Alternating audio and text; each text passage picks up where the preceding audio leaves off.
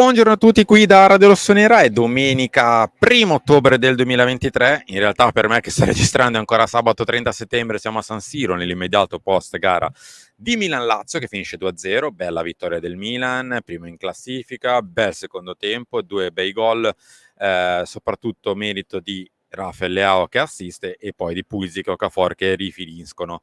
Le pagelle di quest'oggi, come al solito vi invito a mettere like, B, iscrivervi al canale. Se non siete iscritti e vedete i contenuti, basta semplicemente cliccare su iscriviti e non ci dà ovviamente una grande mano. E il numero 3, se volete confutare o semplicemente essere d'accordo con i voti, potete farlo nei commenti, anche perché i commenti sono esattamente il motore della rubrica dell'editoriale di lunedì. Quindi se commentate qui, poi siete letti di là.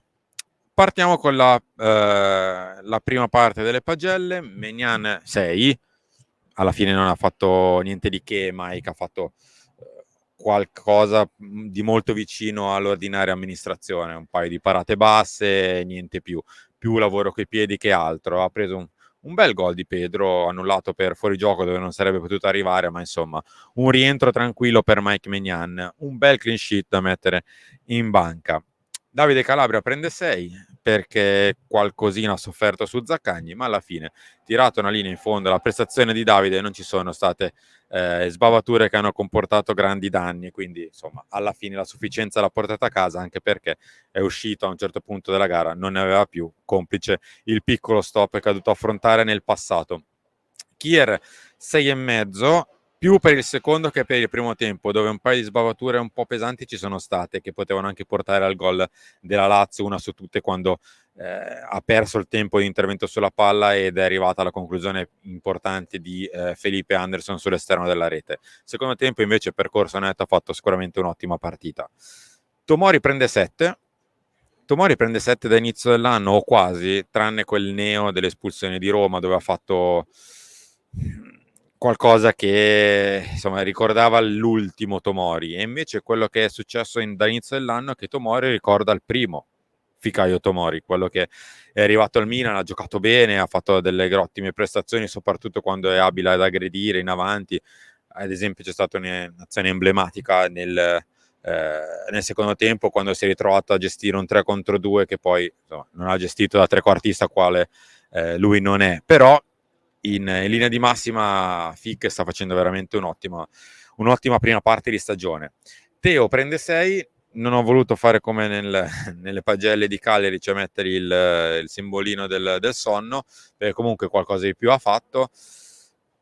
Prende meno del 6,5 perché ha preso l'ennesimo giallo che lo porta in diffida e quindi li fa rischiare di saltare o la Juve o il Napoli o quelle successive, quindi bisognerà che lui stia molto attento con il Genoa per non saltare 2 partite importanti di campionato. Matteo sicuramente non è stato il Teo big di tante partite invece che ha giocato contro la Lazio. Andiamo avanti. Loftus-Cheek nella mezz'ora che ha giocato per me ha fatto bene, per me era il migliore in campo fin quando poi è uscito, ha fatto un'ottima mezz'ora, forse quello più presente anche di fisico, anche di ritmo, insomma ha approcciato bene alla gara. Poi il problema muscolare alla parte addominale pubica l'ha costretto a uscire. Incrociamo le dita perché Loftus, l'abbiamo visto in questo inizio di stagione, quanto sia importante sia fisicamente ma anche tecnicamente.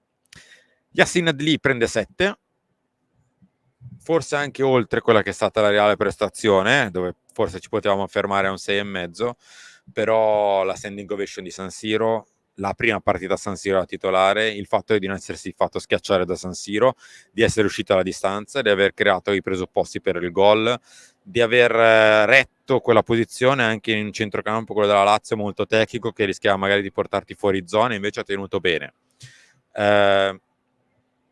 Mi verrebbe a dire una bella scoperta, ma in realtà scoperta non è un ragazzo che le qualità le ha sempre avute.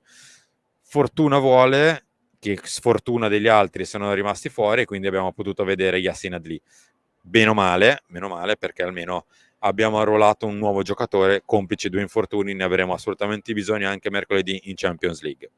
Chiudiamo il centrocampo con Tijani Reinders che prende 6,5, meritato più per il secondo tempo, quando con un passo indietro è riuscito a fare qualcosa di più rispetto al primo, un Tijani Reinders che quando riesce a giocare un 15-20 metri dietro rispetto al solito, per me performa sicuramente meglio, è molto più attivo anche davanti, partendo da dietro, ma è più efficace davanti per paradosso partendo qualche metro indietro.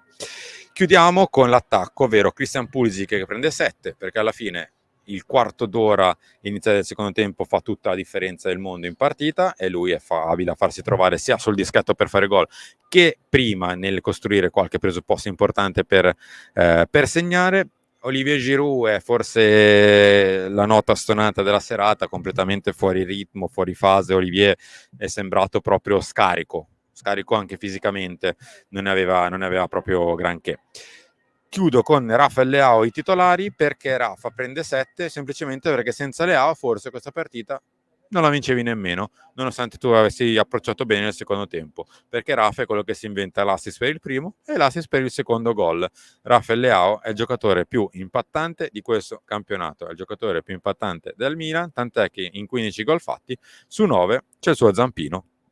Chiudiamo con le pagelle dei subentrati e di mister Stefano Pioli. Musa prende 6,5 perché, come al solito, mi viene da dire, è entrato bene.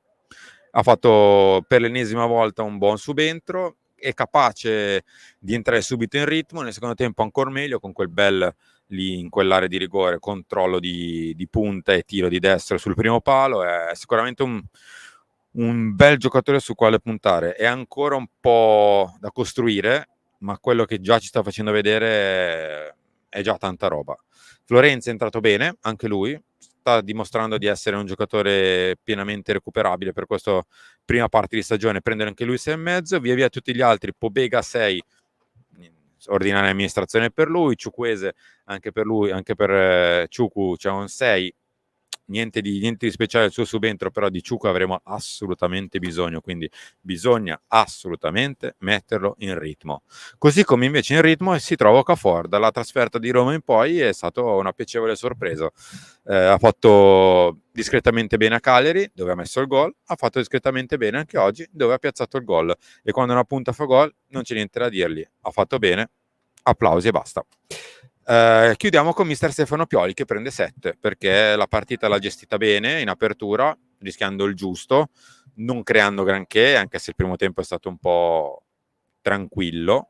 La partita però l'ha vinta nella ripresa, dopo come ha detto lui stesso, che si sono guardati negli occhi, negli spogliatoi, hanno cambiato qualcosa in campo, quei cambiamenti hanno portato alla vittoria, quindi il mister prende 7 perché quando c'è bisogno di bastonarlo si bastona, perché non siamo talebani né da una parte né dall'altra.